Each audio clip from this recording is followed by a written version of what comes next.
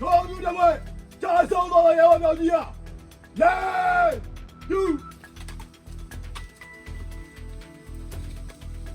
ရပါပြောင်းကြီးကမောင်ပြည့်ပြီးတော့ကိုပိုင်မတ်ဒီ9902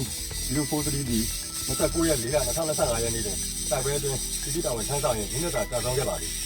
ဒီဘက်ပြောင်းကြီးကမောင်ပြည့်ပြီးတော့အနေဖြင့်ပြည်သူ့တာဝန်တက်တော့တဲ့တာဝန်ထမ်းဆောင်တဲ့ကာလအတွင်းရဲဘော်ကြီးရဲမှုစူးစမ်းမှုမိနာခံမှုလင်းနာခံမှုစုံမှုတို့အတွက်ပြည်သူ့တာဝန်တက်မတော့အဆိုဖြစ်စီတောင်းကြီးညောင်ရဲဘော်ရဲဘော်များအားလုံးမှတိမတ်ပြုဂုဏ်ယူစွာမှတ်တမ်းတင်ရပါသည်ရဲဘော်ပြောင်းကြီးကမောင်ပြည့်ပြီးတော့အနေဖြင့်ဒီနေ့ဤချိန်မှစ၍ပြည်သူ့တာဝန်တက်တော့နေတော့၎င်း Special Operation Group အဆိုကြီးစစ်တမ်းနဲ့တော့၎င်းသက်ဆိုင်ခြင်းမရှိတော့ပဲတာဝန်အားလုံးကိုဆွလွှတ်တင်သွားလို့ရသွားနိုင်ပြီတင်သွားလို့ရသွားနိုင်ပြီတင်သွားလို့ရသွားနိုင်ပြီဖြစ်စားမိတ်ပြန်လိုက်ပြီတော့စစ်ကြောမှုအဆိုကြီးကြ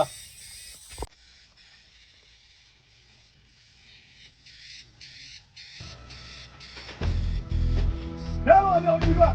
ဘီးရဲ့ဟေး